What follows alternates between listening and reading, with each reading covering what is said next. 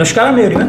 अगर आप बकरी पालन करते हैं या बकरी पालन करना चाहते हैं तो आज का ये वीडियो आपके लिए बहुत ही ज़्यादा इम्पॉर्टेंट हो सकता है।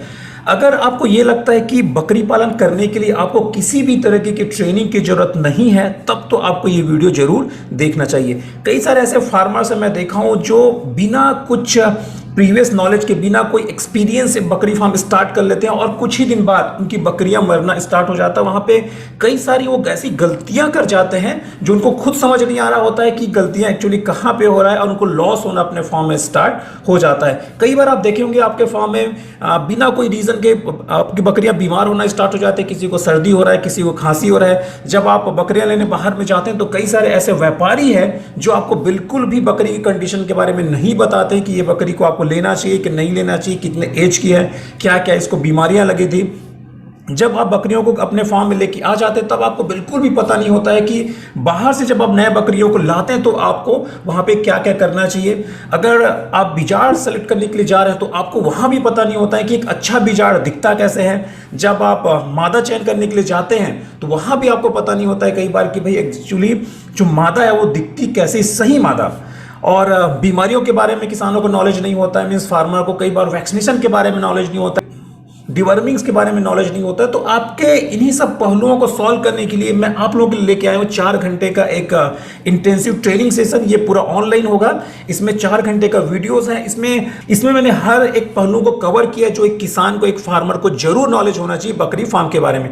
तो चलिए सबसे पहले हम देख लेते हैं कि इस 4 घंटे के जो सेशन है उसमें आप क्या क्या सीखेंगे। सबसे पहले तो मैं आपको बताऊंगा कि बकरी पालन में क्या क्या गलतियां आपको बिल्कुल भी नहीं करनी, क्योंकि यहीं पे अगर आप गलतियां कर जाए तो आप लॉस में यहां पे जा सकते हैं। पहले तो हम इसमें बात करेंगे एक वीडियो में कि भाई क्या क्या गलतियां नहीं करना है। दूसरा हम बात करेंगे कि नस्ल का चयन हमको कैसे सेलेक्ट करना है, क्योंकि कई सारे ऐसे नस्ल हैं जो जम्मू कश्मीर के लिए, कई सारे ऐसे नस्ल हैं जो यूपी के लिए, कई सारे ऐसे नस्ल हैं जो महाराष्ट्र के लिए है।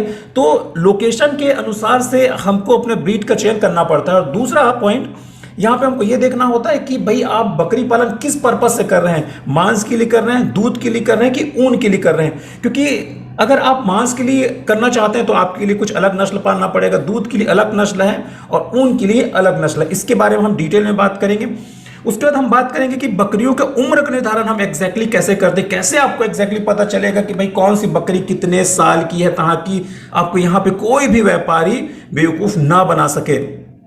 चौथे में हमको देखना है कि हम मादा का चयन कैसे कर सकते हैं, क्योंकि मादा का चयन करना आपके लिए बहुत ही ज्यादा इंपॉर्टेंट हो जाता है, क्योंकि इन्हीं से आपको बच्चे भी लेना है।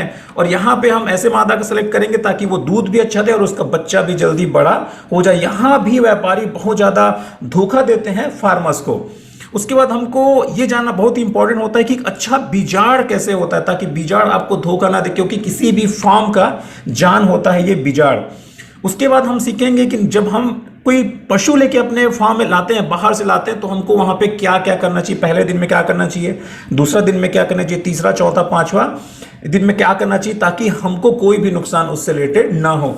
अगली बात हम सीखेंगे गर्भवती बकरियों का ध्यान हमको कैसे रखना है।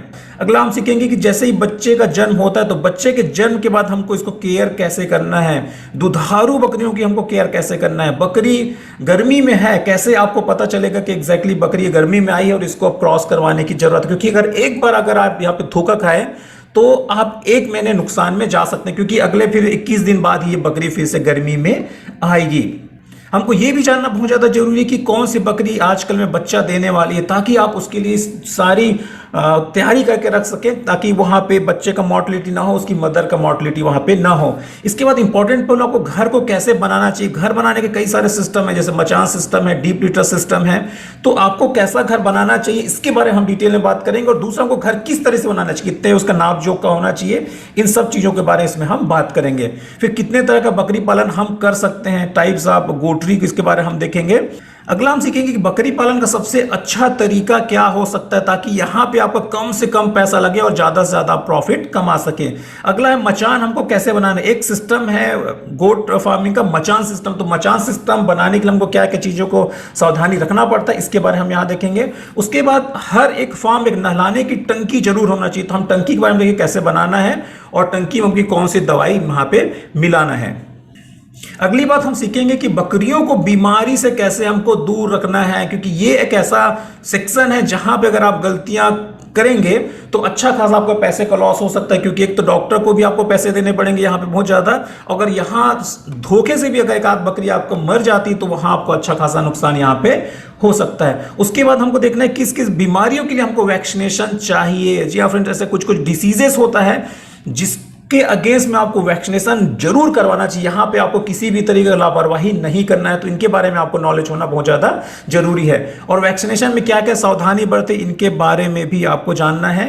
कृमि से कैसे बचते, क्योंकि बकरियों का एक बहुत बड़ा प्रॉब्लम रहता है कृमि का, क्योंकि इनके पेट में बहुत ज्यादा वर्म लोड रहता है, इसकी वजह से ना इसका ग्रोथ होता है और ना ही इसमें कुछ बहुत अच्छा प्रोडक्शन हमको मिलता है। तो यहां आपको जानना जरूरी है कि कृमि से कैसे हम अपने बकरियों को बचा सकते हैं। उसके बाद कौन कौन सी दवाई आपके फार्म में होना ही चाहिए ताकि इमरजेंसी में आप उसको उपयोग कर सके। चारा और दाना कितना खिलाना इसके बारे में आपको नॉलेज होना चाहिए। वही दाना घर में कैसे बनाए, क्योंकि मैंने इसमें बताया है कि जितना भी हम अपने फार्म में खर्चा करते हैं उस फार्म के खर्चे का लगभग 60 to 70% जो हमारा खर्चा होता है और सिर्फ और सिर्फ दाने का होता है। अगर यहाँ पे आपको पता है कि दाना एग्जैक्टली कैसे बनवाना है तो आप अच्छा खासा पैसा यहां पे बचा सकते हैं।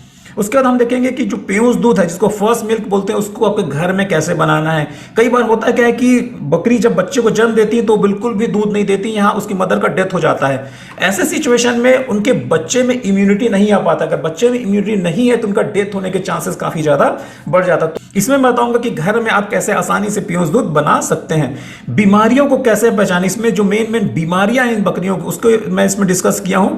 आप इसको जानने के बाद आसानी से जान सकते हैं कि बीमारी को क्या लक्षण होता है, आपको कैसे उससे बचना है।